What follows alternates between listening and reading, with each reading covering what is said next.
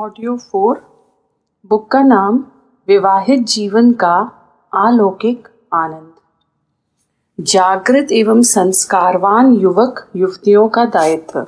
वैसे तो दहेज के इस दानव का विरोध हर व्यक्ति को हर स्तर पर करना ही चाहिए, पर अविवाहित युवक युवतियों को तो उसका समूल नाश करने की शपथ ही लेनी चाहिए। युवावस्था में प्रलोभन का अंश कम और आदर्शवादिता का अधिक होता है। वे हर बात में उतना लालच करने के अभ्यस्त नहीं होते जितना कि ढलती आयु वाले। उनके शुद्ध, सरल और निर्मल हृदय पर आदर्शवादी विचारधारा का अधिक प्रभाव रहता है। युवकों को चाहिए कि वे स्पष्ट रूप से अपने अभिभावकों को यह बता दें कि वे बिकाऊ माल नहीं हैं और किसी भी सूरत में दहेज ग्रहण नहीं करेंगे। नारी जाति के प्रति अपनी श्रद्धा एवं उदारता प्रदर्शित करने के लिए और समाज को इस घातक दलदल से बाहर निकालने के लिए थोड़ा साहस दिखाने को उन्हें कटिबद्ध हो जाना चाहिए। उनके सच संकल्प की दृढ़ता के आगे उनके माता पिता भी अंततः झुक जाएंगे और दहेज रहित आदर्श विवाह के लिए अपनी मानसिकता बना लेंगे। इसका प्रत्यक्ष लाभ भी उन युवकों को मिलेगा। जब दहेज का बंधन नहीं रहेगा तो गुण, कर्म, स्वभाव के आधार पर सुंदर व सुशील कन्या के चुनाव में कोई बाधा नहीं आएगी और जीवन पर्यंत दाम्पत्य जीवन के अलौकिक आनंद का सुख मिलता रहेगा। उनकी साहसिकता की सराहना होगी सो अलग। युवतियों को भी पीछे नहीं रहना चाहिए। वर्तमान सामाजिक व पारिवारिक परिस्थितियों में लड़कियों से अधिक आशा तो नहीं की जा सकती, परंतु यदि एक लड़की भी दृढ़ संकल्प के साथ दहेज लोभी लड़के व उसके परिवार को ठुकरा दे तो उसके प्रभाव से सैकड़ों लड़कों की आंखें खुल जाएंगी और वे उसके साहस का सम्मान करने को स्वयं आगे आ जाएंगी। दहेज की आग में जलते हुए नारकीय जीवन जीने को बाध्य होने से तो यह कहीं अच्छा है कि ब्रह्मचर्य पूर्वक पवित्र जीवन रखने की प्रतिज्ञा कर ली जाए तथा उपयुक्त वर मिलने पर ही विवाह बंधन में बंधा जाए। वे अपनी शिक्षा, प्रतिभा व क्षमता के आधार पर स्वयं स्वावलंबी बनकर माता पिता का भार भी हल्का कर सकती हैं और समाज में अपनी पहचान भी बना सकती हैं। यदि लड़कियां इस प्रकार का साहस प्रदर्शित कर सकें तो लड़के वाले दहेज का नाम लेना ही भूल जाएं और स्वयं उनके आगे घुटने टेक दें। लड़कों को यह बात की समझ लेनी चाहिए कि दहेज की आकांक्षा वही करते हैं जिन्हें अपने पुरुषार्थ पर भरोसा नहीं होता। परमपिता परमेश्वर ने उन्हें इतनी प्रतिभा व क्षमता प्रदान की है कि वे अपरिमित धन कमा सकते हैं। अपनी मेहनत और ईमानदारी से कमाए गए धन की पवित्रता उनके जीवन को आनंद व उल्लास से परिपूर्ण कर देगी। अनीति और अन्याय के द्वारा कमाया हुआ धन जुगनू की भांति चमकता है एवं थोड़ी देर की चकाचौंध के बाद पुनः अंधकार का साम्राज्य छा जाता है। इससे व्यक्ति अनेक दुर्व्यसनों में भी फंस जाता है जिनसे छुटकारा पाना भी कठिन होता है। यही स्थिति दहेज से प्राप्त धन व उपहारों के कारण भी होती है।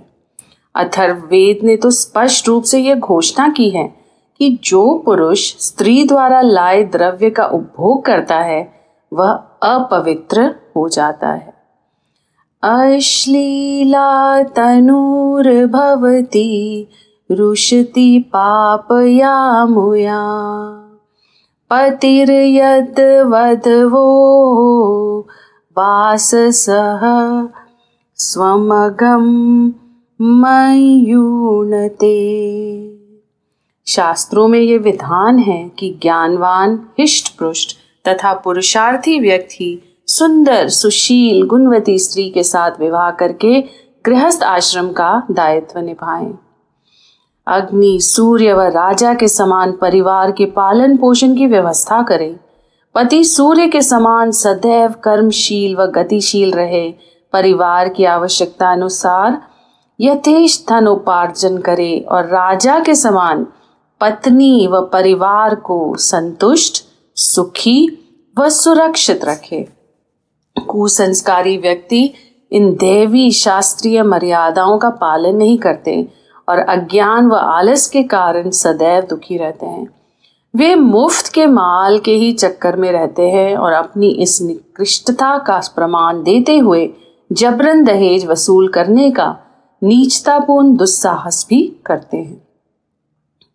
विवाह के समय वधू के परिवार की ओर से यदि स्वेच्छा कुछ द्रव्य दिया जाता है तो वह उसका स्त्री धन है।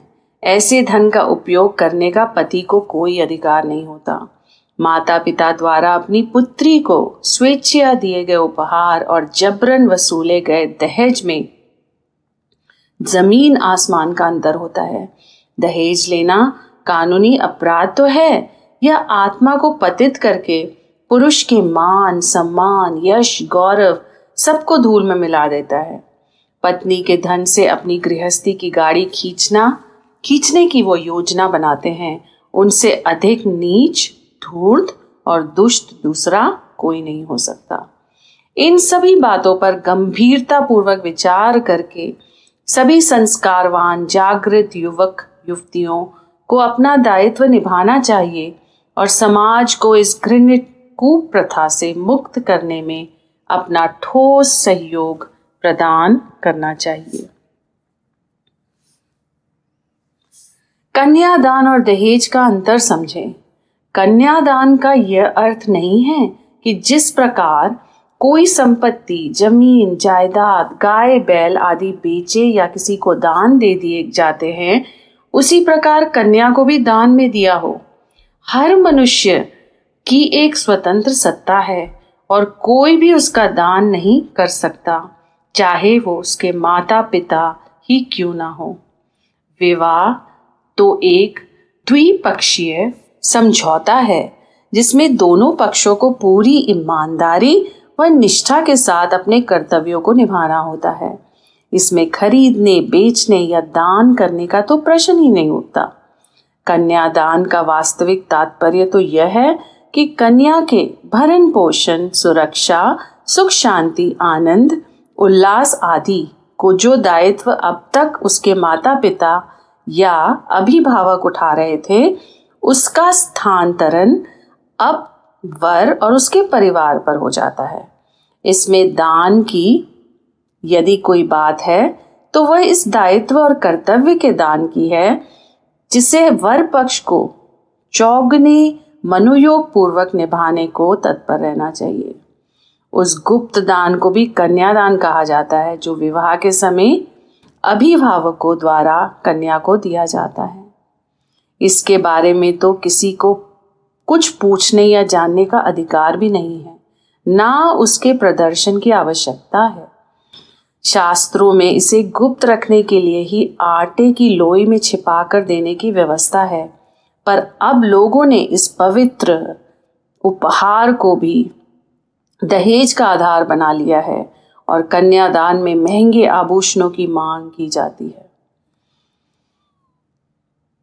कन्यादान के वास्तविक अर्थ को समझकर इस प्रकार के भ्रामक एवं दुष्टतापूर्ण अनर्थ का सर्वथा त्याग कर देना चाहिए तथा इसकी मूलभूत भावना का सम्मान करना चाहिए। पतिव्रत और पत्नीव्रत साथ साथ।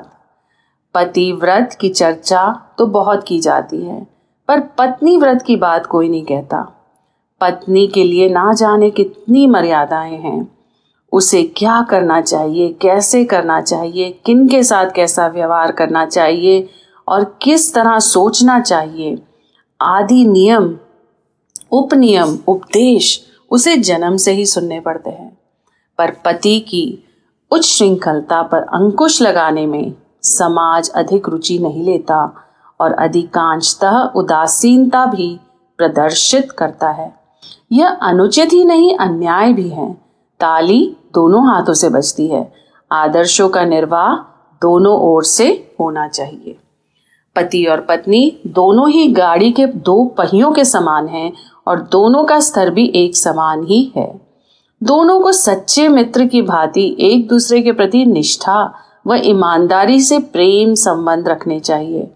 जिस पक्ष से भूल होती है उसे तत्काल सुधारना चाहिए।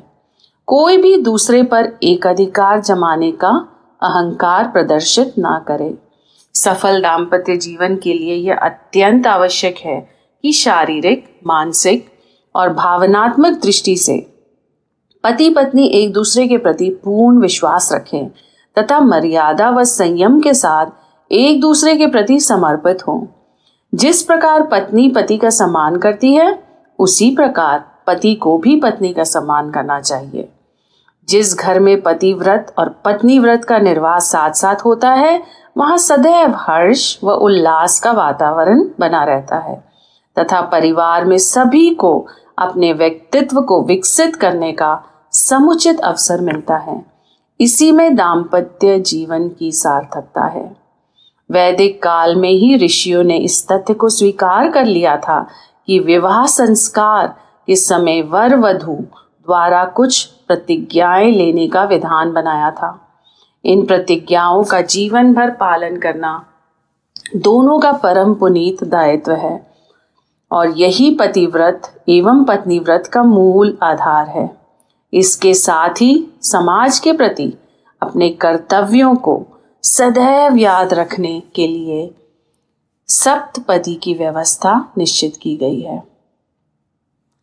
यह हमारा दुर्भाग्य है कि विवाह संस्कार के समय इन प्रतिज्ञाओं पर विशेष ध्यान नहीं दिया जाता और बाद में उन्हें बिल्कुल ही भुला दिया जाता है। इनके माध्यम से शास्त्रों ने जो निर्देश दिए हैं वे अत्यंत सार गर्भित हैं। इनका बार बार स्वाध्याय करते रहना चाहिए। वर वधू की प्रतिज्ञाएं विवाह संस्कार का ये सबसे महत्वपूर्ण भाग है।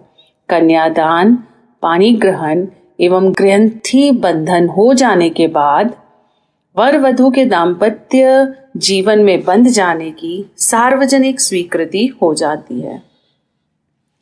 वे पति और पत्नी के महत्वपूर्ण पद पर आसीन हो जाते हैं। जिस प्रकार किसी भी महत्वपूर्ण पद को ग्रहण करने के साथ शपथ समारोह होता है, उसी प्रकार पत्नी और पति के रूप में अपने कर्तव्य को पूरी निष्ठा से निभाने की प्रतिज्ञा सार्वजनिक रूप से कराई जाती है। इस दिशा में पहली जिम्मेदारी पति की होती है, अतः पहले वर तथा बाद में वधू से प्रतिज्ञाएं कराई जाती हैं। यहाँ प्रतिज्ञा के संस्कृत मंत्र छोड़ दिए गए हैं। विवाह पद्धति पुस्तक में उन्हें देखा जा सकता है। वर की प्रतिज्ञाएं आज से धर्मपत्नी को अर्धांगिनी घोषित करते हुए उसके साथ अपने व्यक्तित्व को मिलाकर एक नई जीवन की सृष्टि करता हूँ। अपने शरीर के अंगों की तरह धर्मपत्नी का ध्यान रखूंगा। प्रसन्नता पूर्वक गृह लक्ष्मी का महान अधिकार सौंपता हूँ और जीवन के निर्धारण में उसके परामर्श को महत्व दूंगा। रूप, स्वास्थ्य, स्वभावगत गुण दोष एवं अज्ञान जनित विकारों को चित्त में नहीं रखूंगा। उनके कारण असंतोष व्यक्त नहीं करूंगा। स्नेहपूर्वक सुधारने या सहन करते हुए आत्मीयता बनाए रखूंगा। पत्नी का मित्र बनकर रहूंगा और पूरा पूरा स्नेह देता रहूंगा। इस वचन का पालन पूरी निष्ठा और सत्य के आधार पर करूंगा। पत्नी के लिए जिस प्रकार पतिव्रत की मर्यादा कही गई है, उसी दृढ़ता से स्वयं पत्नी व्रत धर्म का पालन करूंगा। चिंतन और आचरण दोनों से ही पर नारी से वासनात्मक संबंध नहीं जोड़ूंगा। गृहस्थ व्यवस्था में धर्म पत्नी को प्रधानता दूंगा। आमदनी और खर्च का क्रम उसकी सहमति से करने की गृहस्थ उचित जीवनचर्या अपनाऊंगा। धर्म पत्नी की सुख, शांति, प्रगति तथा सुरक्षा की व्यवस्था करने में अपनी शक्ति तथा साधनों आदि को पूरी ईमानदारी से लगाता रहूंगा। अपनी ओर से श्रेष्ठ व्यवहार बनाए रखने का पूरा पूरा प्रयत्न करूंगा। मतभेदों का सुधार शांति के साथ करूंगा। किसी के सामने पत्नी को लांछित तिरस्कृत नहीं करूंगा। देवतागण, अग्नि तथा सत्पुरुषों की साक्षी में वचन देता हूं कि पत्नी के प्रति सहिष्णु और मधुर भाषी बनकर रहूंगा। पत्नी के असमर्थ या अपने कर्तव्य से विमुख हो जाने पर भी अपने सहयोग और कर्तव्य पालन में रत्ती भर भी कमी ना रखूंगा, ऐसा विश्वास दिलाता हूं। मधुर प्रेम युक्त चर्चा, सद्व्यवहार तथा दृढ़ पतिव्रत के पालन का वचन देता हूं।